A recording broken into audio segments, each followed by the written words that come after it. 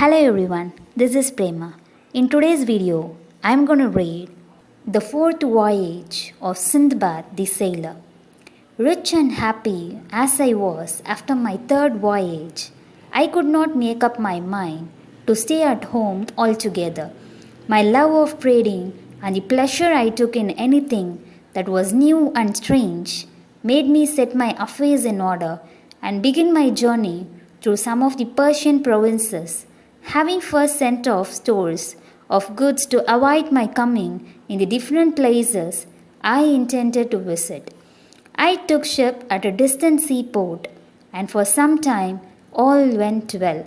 But at last, being caught in a violent hurricane, our vessel became a total wreck in spite of all our worthy captain could do to save her, and many of our company perished in the waves. I, with a few others, had the good fortune to be washed ashore, clinging to pieces of the wreck, for the storm had driven us near an island, and scrambling up beyond the reach of the waves, we threw ourselves down quite exhausted, to wait for morning. At daylight, we wandered inland and soon saw some huts, to which we directed our steps. As we drew near, their black inhabitants swarmed out in great numbers and surrounded us, and we were led to their houses, and as it were divided among our captors. I, with 5 others, was taken into a hut where we were made to sit upon the ground, and certain herbs were given to us, which the blacks made signs to us to eat. Observing that they themselves did not touch them, I was careful only to pretend to taste my portion, but my companions, being very hungry, rashly ate up all that was set before them, and very soon I had the horror of seeing them become perfectly mad. Though they chattered incessantly, I could not understand a word they said, nor did they heed when I spoke to them. The savages now produced large bowls full of rice prepared with coconut oil, of which my crazy comrades ate eagerly, but I only tasted a few grains, understanding clearly that the object of our captors was to fatten us speedily for their own eating, and this was exactly what happened. My unlucky companions, having lost their reason, felt neither anxiety nor fear, and ate greedily all that was offered them. So they were soon fat, and there was an end of them. But I grew leaner day by day, for I ate but little, and even that little did me no good by reason of my fear of what they lay before me. However, as I was so far from being a tempting morsel, I was allowed to wander about freely, and one day, when all the blacks had gone off upon some expedition, leaving only an old man to guard me, I managed to escape from him and plunged into the forest. Running faster the more, he cried to me to come back, until I had completely distanced him. For 7 days I hurried on, resting only when the darkness stopped me, and living chiefly upon coconuts, which afforded me both meat and drink. And on the 8th day I reached the seashore, and saw a party of white men gathering pepper, which grew abundantly all about. Reassured by the nature of their occupation, I advanced towards them, and they greeted me in Arabic, asking who I was and whence I came. My delight was great on hearing this familiar speech, and I willingly satisfied their curiosity, telling them how I had been shipwrecked and captured by the blacks. But these savages devour men, said they. How did you escape? I repeated to them what I have just told you, at which they were mightily astonished. I stayed with them until they had collected as much pepper as they wished, and then they took me back to their own country and presented me to their king, by whom I was hospitably received. To him also I had to relate my adventures, which surprised them much, and which I had finished. He ordered that I should be supplied with food and raiment and treated with consideration. The island on which I found myself was full of people and abounded in all sorts of desirable things. And a great deal of traffic went on in the capital, where I soon began to feel at home and contented. Moreover, the king treated me with special favor, and in consequence of this, everyone, whether at the court or in the town, sought to make life pleasant to me. One thing I remarked which I thought very strange. This was that, from the greatest to the least, all men rode their horses without bridle or stirrups.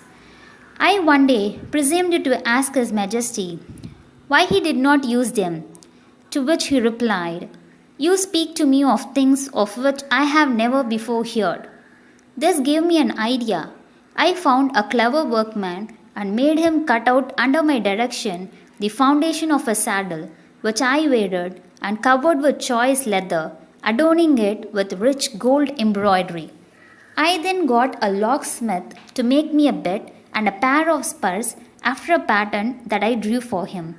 And when all these things were completed, I presented them to the king and showed him how to use them. When I had saddled one of his horses, he mounted it and rode about, quite delighted with the novelty, and to show his gratitude, he rewarded me with large gifts. After this, I had to make saddles for all the principal officers of the king's household, and as they all gave me rich presents, I soon became very wealthy and quite an important person in the city. One day the king sent for me and said, "Sinbad, I am going to ask a favor of you. Both I and my subjects esteem you and wish you to end your days amongst us. Therefore, I desire that you will marry a rich and beautiful lady whom I will find for you, and think no more of your own country." As the king's will was law, I accepted the charming bride he presented to me and lived happily with her. Nevertheless, I had every intention of escaping at the first opportunity and going back to Baghdad. Things were thus going prosperously with me when it happened that the wife of one of my neighbors, with whom I had struck up quite a friendship, fell ill and presently died. I went to his house to offer my consolations and found him in the depths of woe. "Heaven preserve you," said I, "and send you a long life." "Alas," he replied, "what is the good of saying that when I have but an hour left to live?" "Come, come," said I, "surely it is not so bad as all that. I trust that you may be spared to me for many years." "I hope," answered he, "that your life may be long, but as for me, all is finished. I have set my house in order, and today I shall be buried with my wife. This has been the law upon our island from the earliest ages. The living husband goes to the grave with his dead wife, the living wife with her dead husband. So did our fathers, and so we must do. The law changes not, and all must submit to it." As he spoke, the friends and relations of the unhappy pair began to assemble. The body, decked in rich robes and sparkling with jewels, was laid upon an open bier, and the procession started. Taking its way to a high mountain at some distance from the city, the wretched husband, clothed from head to foot in a black mantle, following mournfully. When the place of interment was reached, the corpse was lowered, just as it was, into a deep pit. Then the husband, bidding farewell to all his friends, stretched himself upon another bier, upon which were laid 7 little loaves of bread and a pitcher of water, and he also was let down to the depths of the horrible cavern. And then a stone was laid over the opening, and the melancholy company wended its way back to the city. You may imagine that I was no unmoved spectator of these proceedings. To all the others, it was a thing to which they had been accustomed from their youth up. But I was so horrified that I could not help telling the king how it struck me. "Sire," I said, "I am more astonished than I can express to you at the strange custom which exists in your dominions of burying the living with the dead. In all my travels, I had never before met with so cruel and horrible a law." "What would you have, Sinbad?" he replied. "It is the law for everybody. I myself should be buried with the queen if she were the first to die. But your majesty, said I, dare I ask if this law applies to foreigners also? Why, yes, replied the king, smiling, in what I could but consider a very heartless manner. They are so exception to the rule if they have married in the country. When I heard this, I went home much cast down, and from that time forward, my mind was never easy. If only my wife's little finger ached, I fancied she was going to die, and sure enough, before very long, she fell really ill, and in a very few days breathed her last. My dismay was great, for it seemed to me that to be buried alive was even a worse fate than to be devoured by cannibals. Nevertheless, there was no escape. The body of my wife, arrayed in her richest robes and decked with all her jewels, and laid upon the bier. I followed it, and after me came a great procession, headed by the king and all his nobles. And in this order, we reached the fatal mountain, which was one of a lofty chain bordering the sea. Here I made one more frantic effort to excite the pity of the king and those who stood by, hoping to save myself even at this last moment. But it was of no avail. No one spoke to me. They even appeared to hasten over their dreadful task, and I speedily found myself descending into the gloomy pit, with my 7 loaves and pitcher of water beside me. Almost before I reached the bottom, the stone was rolled into its place above my head, and I was left to my fate. A feeble ray of light shone into the cavern through some chink, and when I had the courage to look about me, I could see that I was in a vast vault bestrewn with bones and bodies of the dead. I even fancied that I heard the expiring sighs of those who, like myself, had come into this dismal place alive. All in vain did I shriek aloud with rage and despair, reproaching myself for the love of gain and adventure which had brought me to such a pass. But at length, growing calmer, I took up my bread and water, and wrapping my face in my mantle, I groped my way towards the end of the cavern where the air was fresher. Here I lived in darkness and misery until my provisions were exhausted.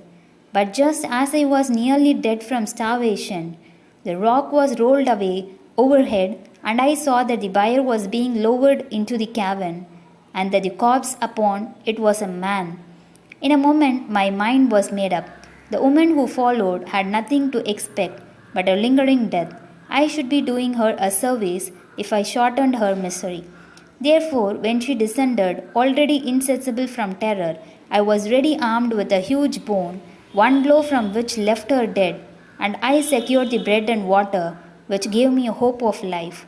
Several times did I have recourse to this desperate expedient, and I know not how long I had been a prisoner, when one day I fancied that I heard something near me, which breathed loudly. Turning to the place from which the sound came, I dimly saw a shadowy form which fled at any moment, squeezing itself through a cranny in the wall. I pursued it as fast as I could, and found myself in a narrow rack among the rocks, along which I was just able to force my way. I allowed it for what seemed to me many miles, and at last saw before me a glimmer of light which grew clearer every moment until I emerged upon the seashore with a joy which I cannot describe. When I was sure that I was not dreaming, I realized that it was doubtless some little animal which had found its way into the cavern from the sea, and when disturbed had fled, showing me a means of escape which I could never have discovered for myself. I hastily surveyed my surroundings and saw that I was safe from all pursuit from the town. The mountains sloped sheer down to the sea, and there was no road across them. Being assured of this, I returned to the cavern, and amazed a rich treasure of diamonds, rubies, emeralds, and jewels of all kinds which strewed the ground. These I made up into bales, and stored them into a safe place upon the beach, and then waited hopefully for the passing of a ship. I had looked out for 2 days, however, before a single sail appeared, so it was with much delight that I at last saw a vessel not very far from the shore, and by waving my arms and uttering loud cries, succeeded in attracting the attention of her crew. A boat was sent off to me, and in answer to the questions of the sailors as to how I came to be in such a plight, I replied that I had been shipwrecked 2 days before, but had managed to scramble ashore with the bales which I pointed out to them. Luckily for me, they believed my story, and without even looking at the place where they found me, took up my bundles and rowed me back to the ship. Once on board, I soon saw that the captain was too much occupied with the difficulties of navigation to pay much heed to me, though he generously made me welcome and would not even accept the jewels with which I offered to pay my passage. Our voyage was prosperous, and after visiting many lands and collecting in each place great store of goodly merchandise, I found myself at last in Baghdad, once more with unheard of riches of every description. Again I gave large sums of money to the poor, and enriched all the mosques in the city, after which I gave myself up to my friends and relations, with whom I passed my time in feasting and merriment. Here Sinbad passed, and all his hearers declared that the adventures of his fourth voyage had pleased them better than anything they had heard before. Then they took their leave, followed by Sinbad, who had once more received 100 sequins, and with the rest had been bidden to return next day for the story of the fifth voyage. When the time came, all were in their places, and when they had eaten and drunk of all that was set before them, Sinbad began his tale.